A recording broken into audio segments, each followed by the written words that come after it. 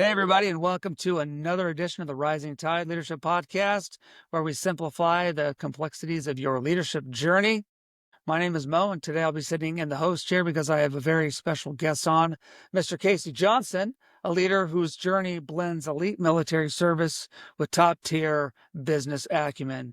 Casey spent over 20 years in the Naval Special Operations, where he specialized in intelligence, linguistics, and cryptology, leading missions and teams across the globe.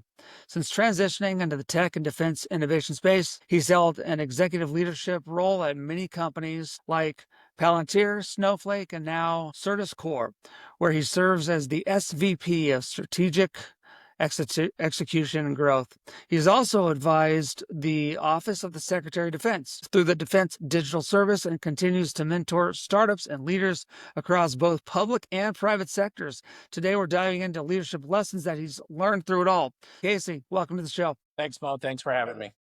Man, it's great to have you on. Before we start, tell us a little bit about you, your journey, and how you got to where you are today. Wow.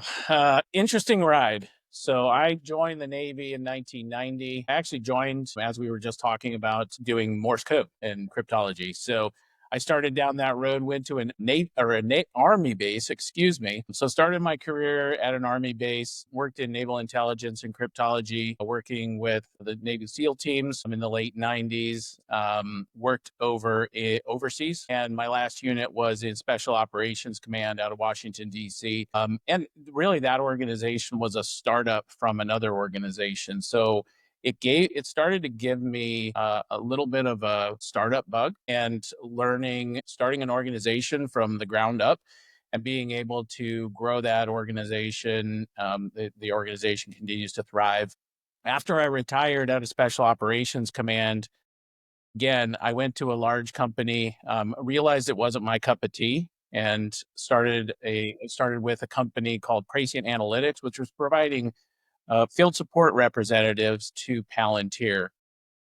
Following that, I worked at Palantir for about 2 years and worked at Dataminr.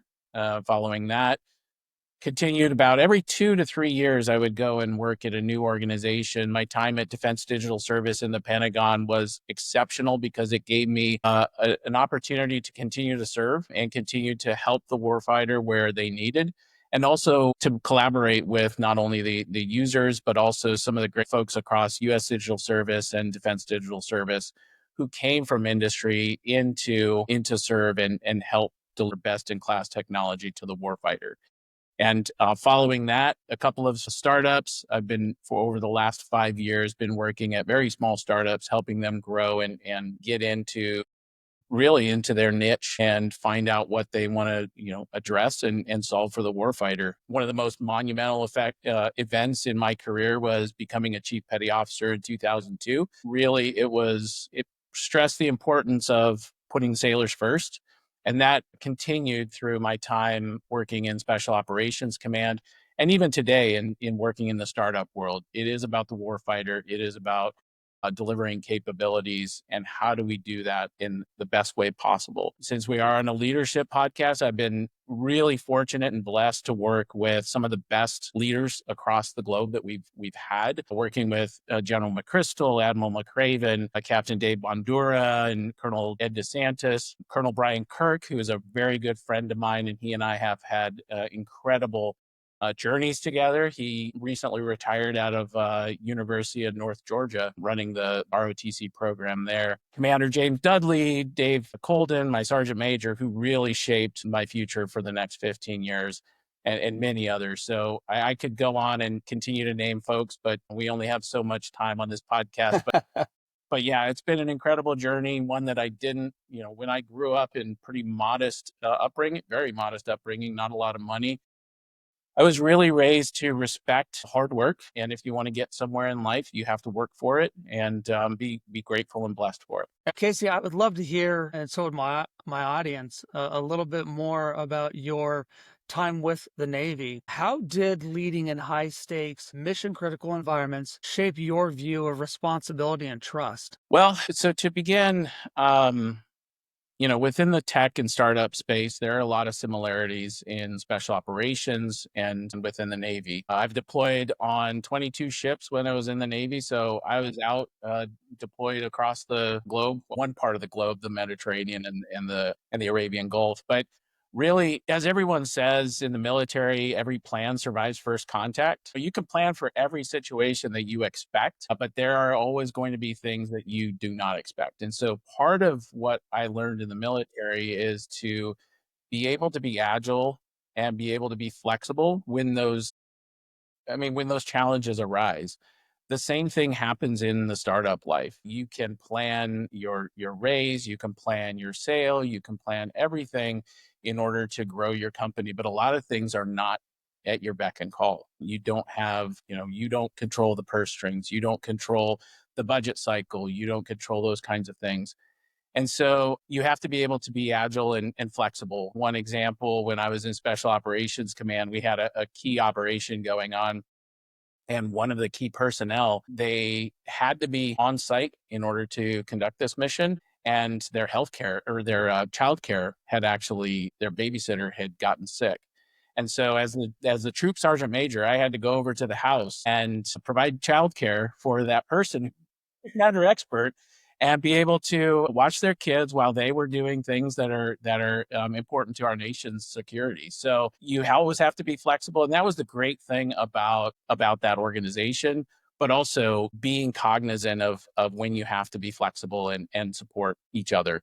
So in startups, it's the same thing. You have to be able to be flexible. There are times, especially in small teams, you have to be able to make sure that you can be available for a business call, a sales call. You have to always be prepared for that. If the customer is looking for a call within an hour, you have to be ready and prepared. In general, some of the things in business that we struggle with is we look at our product or our solution.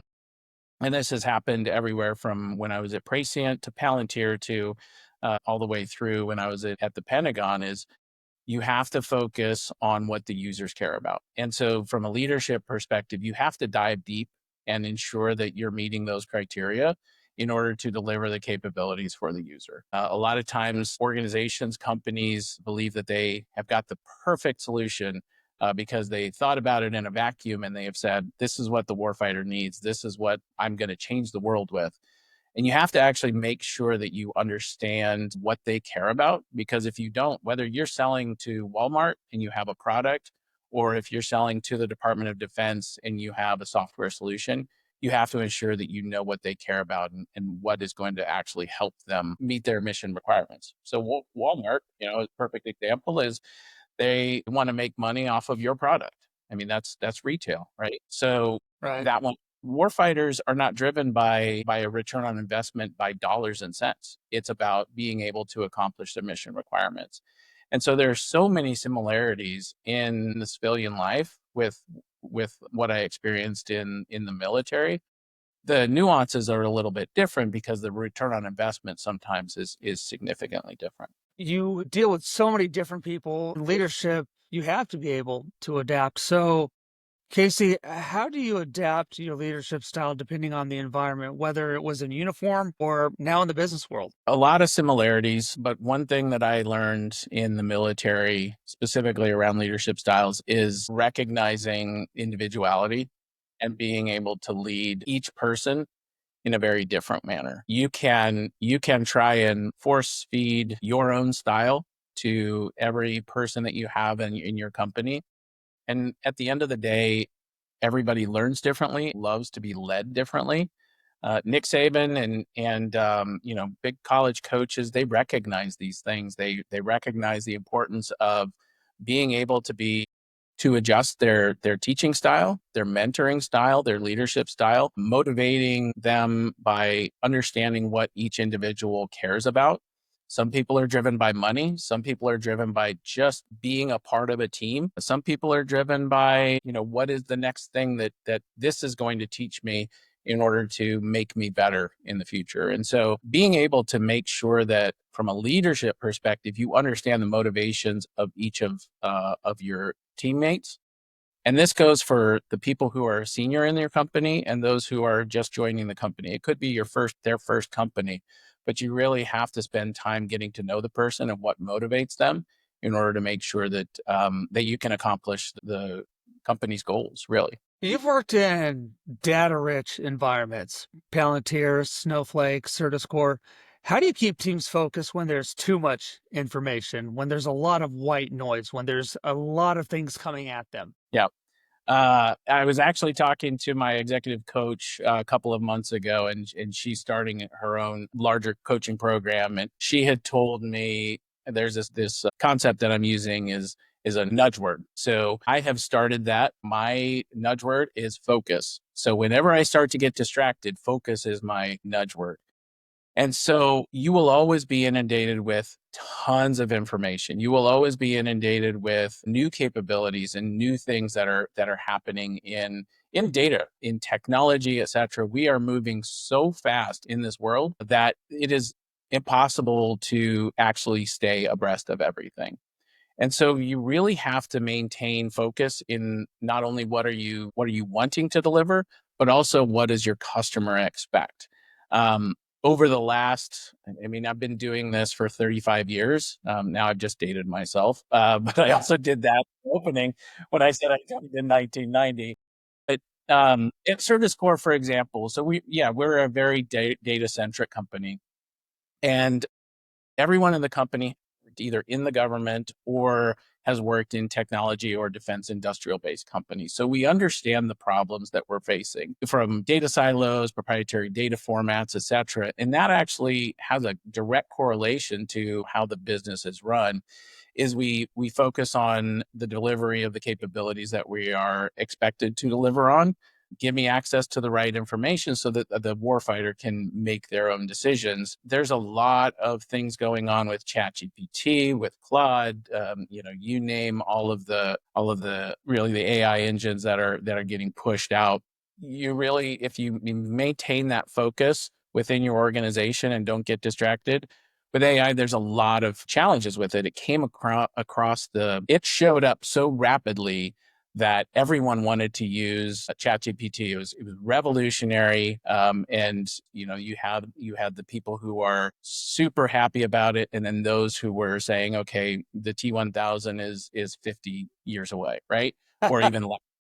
So, and Arnold Schwarzenegger isn't getting any younger. Hopefully, he doesn't see. I hope not. He's going to show up at my door. Um, in general, we have to make sure that we're applying and leveraging AI in a responsible and meaningful manner. Hallucinations, not to get too technical, but hallucinations are rampant. There's a lot of aspects of misinformation, disinformation, biases that are getting introduced, and in general, the end state of being smart and being cognizant of what we're applying is important. From getting back to your question on how do we accurately not take in too much information and be very precise in what we're doing, it really starts with the customer and the mission focus of what we're selling into. There will always be new things that are continuing to get pushed into our thoughts. ChatGPT today is not what it's going to look like next week. All of a sudden, would have the action figures. I think that was around Christmas time, where everybody is creating these in bubble pack action figures. Yeah. Have things that are popping up, and so it's continuing to. Those are the fun aspects of things, but there's also a lot of things that we have to think about. But making sure that we are focused in what we're trying to deliver is key to being successful, and also collectively collaborating on what the company wants to achieve and using those technologic advancements and all of the new information as tools as opposed to end all be all approach. What advice would you give to leaders who feel paralyzed by overanalysis or information overload? Ooh, again, focus. Not to Time for that nudge word. as far as analysis paralysis, we will continue to receive more information. our collective organizations. So in Certus Core, I think we're very focused on the delivery of our capabilities for a specific market segment. The focus aspect is key to make sure that you're delivering the capabilities that you need to. You will always get inundated with more information continually. And it's important to take those pieces of information into consideration, but you will never have the 100% solution because there are so many different opinions. If you are selling into the government, some people will say that small business innovation research projects are the way to go. Some people will say other transactional authorities as a small business are the way to go, in order to get to a program of record where they can continue to grow their capability for the larger contracts. Part of it is doing your own level of analysis and making sure that you are decisive. And that is one of the biggest things I think coming out of Special Operations Command when I was working with General McChrystal and Ed DeSantis and Bill Wall and General McCra or Admiral McCraven, excuse me. Everyone in the organization, whether you were a junior enlisted or someone who just started with the organization, all the way through to the senior leadership, everyone was clear and decisive on what they were going to do. They would absorb as much information, but they were very clear in sort of the next steps of what they were going to do. The second guessing didn't come. The second guessing was not there. That was what after action reports were for.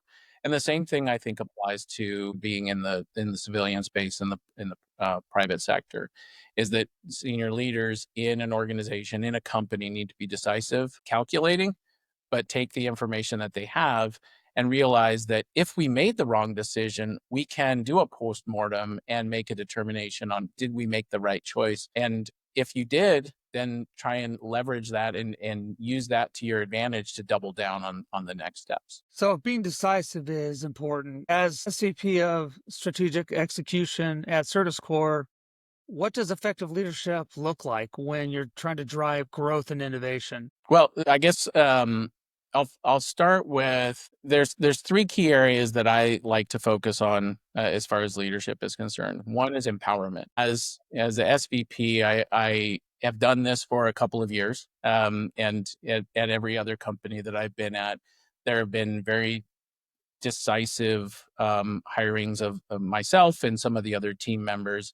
And every great leader that I've ever worked for or with have taught me the importance of empowerment. The perfect example of working with Bill Wall and Ed DeSantis in the organization that we were in, and Sergeant Major Colden, was they empowered all of us to make decisions. They knew the expectation of what they needed, but in general, it was very much do what you need to do and we will all be successful. Matt Steckman, now at Anduril, previously at Palantir, he and I worked on a deployment, and he was absolutely one of the best that I've worked with in the civilian sector of empowering and basically giving the expectations up front and being able to give all of us on the team the ability to deliver those capabilities. Every resource was available. If we needed something, we asked. Tara Murphy Doherty at Gavini is another one. She's a CEO there, and she trusts her entire team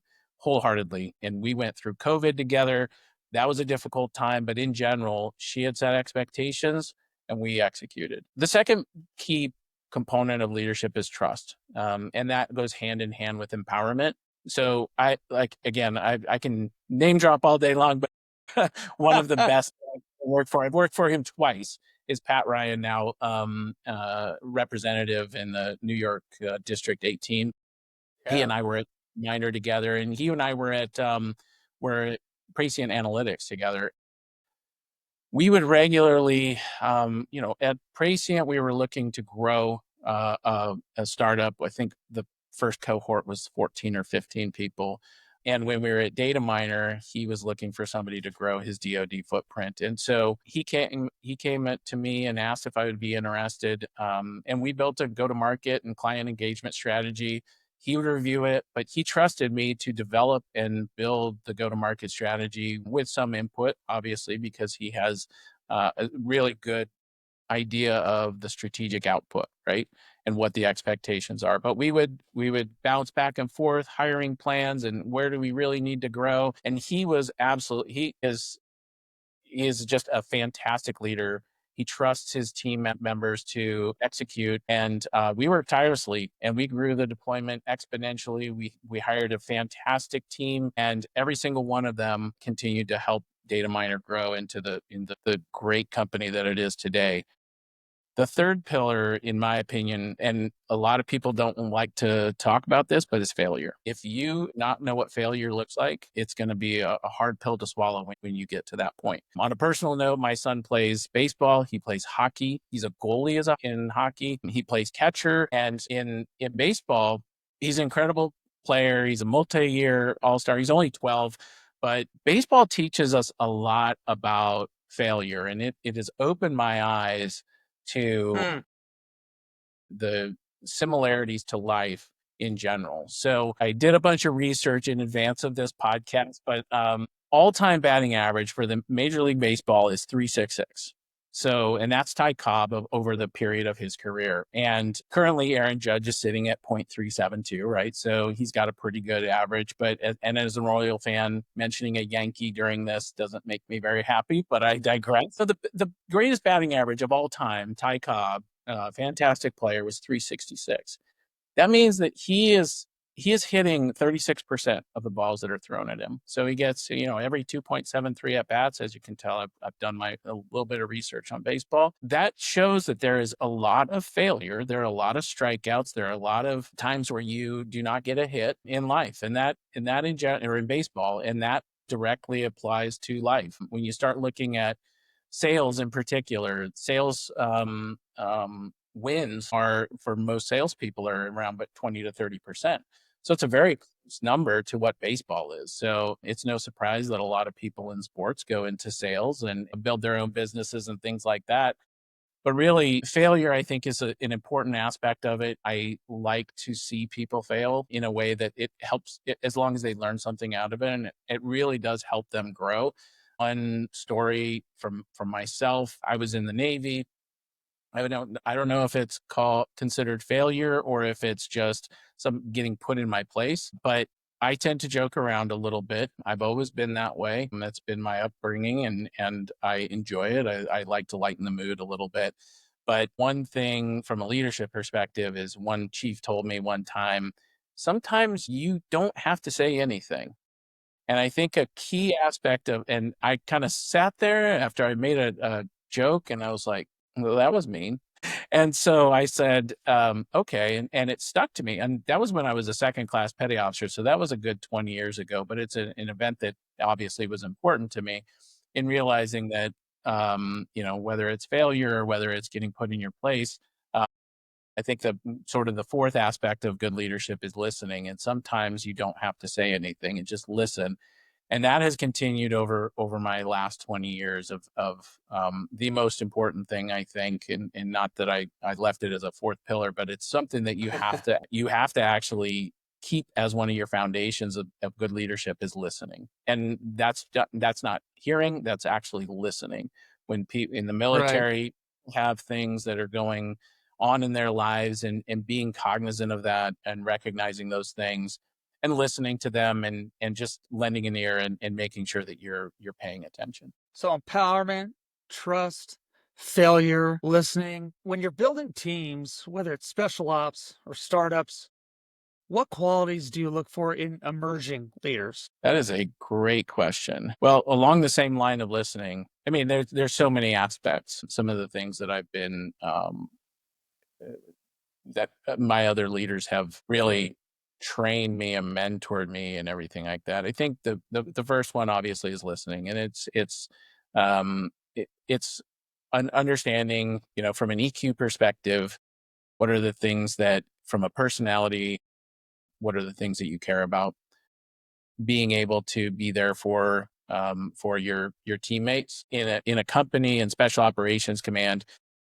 You're all part of a team. And so that aspect of collaboration and making sure that you can engage with each other in a meaningful way, and help, drive the business upward and onward, I think is important. Ensuring that you understand what drives everyone moving in the company, and then personally, what do they care about? It reverts back to, I think, one of the first questions you asked, Mo, is being able to focus and make sure that you understand what everyone in your team cares about, and that it's nuanced, right? Everyone is driven and motivated by various different things. Another is teamwork.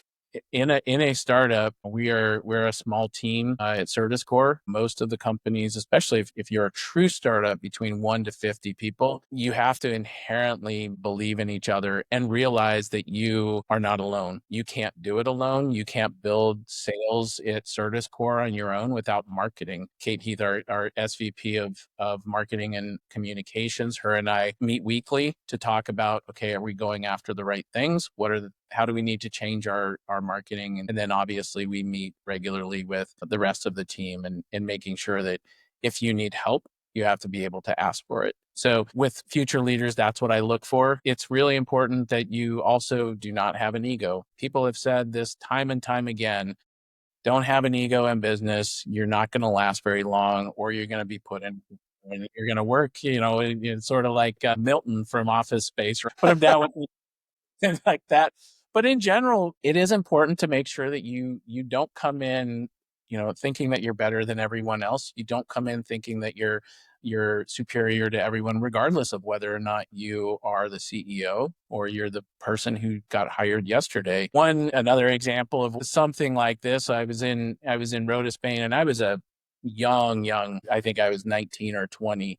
And I was in the Navy. I was in Rota, Spain, and my chief at the time, Tommy Ayers, every Friday he would ask for a volunteer, and that volunteer would potentially go and sweep a hallway. Sometimes they would be doing some other task, etc.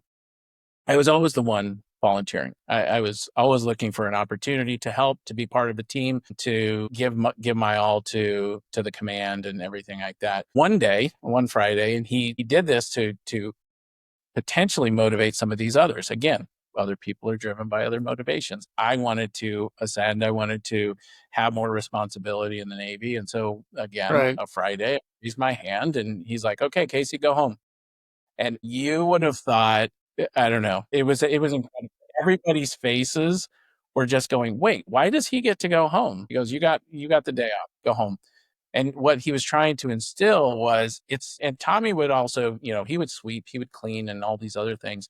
And it's not about, it's about giving back to as part of a team and being someone who is contributing. And if you're volunteering all the time, sometimes it can bite you, but sometimes, you could get a day off for it. But it's something that I recognize as well. And I've done that many times. I've done that in the military. I've done it when I've led teams at Prescient, when I was at Palantir, a data miner, et cetera.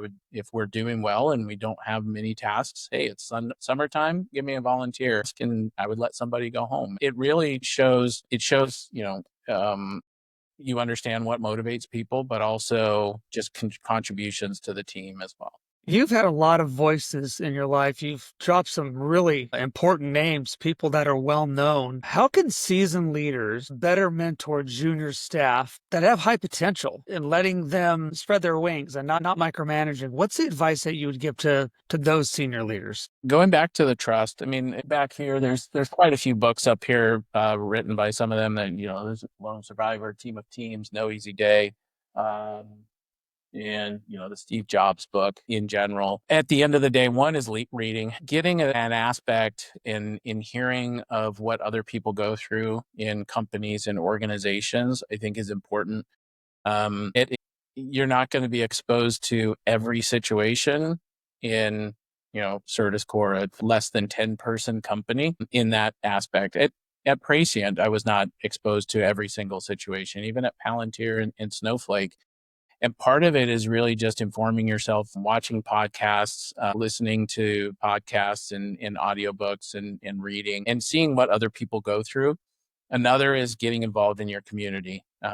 The Tampa community is very different than the Chicago community, right? We're exposed to different challenges. Exposed to, I mean, we don't have snow down here. We do in Pensacola, apparently, but we don't have the level of snow. But there's also a lot of nuances in your community. For senior leaders, getting out and ensuring that you understand what is in your community and how to better contribute from not only a business perspective, but also some of the people that are in the community may potentially be a hire at one point. And I think that's it. It's more of Yeah. really engaging with others. And it doesn't have to be, a General Fenton doesn't always have to. And this is something I love about General Fenton is he still recognizes me. We always say hi. We meet each other. He's the commander of Special Operations Command, but he is very much, he remembers everyone. And every leader that I've worked for, it has been that same way, is they recognize what everyone brings to their community, whether it's in the military, whether it's in the civilian sector, whether you are helping the warfighter with technology, or whether you're at Walmart, trying to sell into Walmart, or starting a Yeah. coffee roasting business like I had done. So it's making sure that you understand people, and then really just informing yourself. Kate, Jake, Tim, and I are regularly talking about those things across Certus Core, and how do we make sure that we're engaging not only with our customers, but also with the community as well.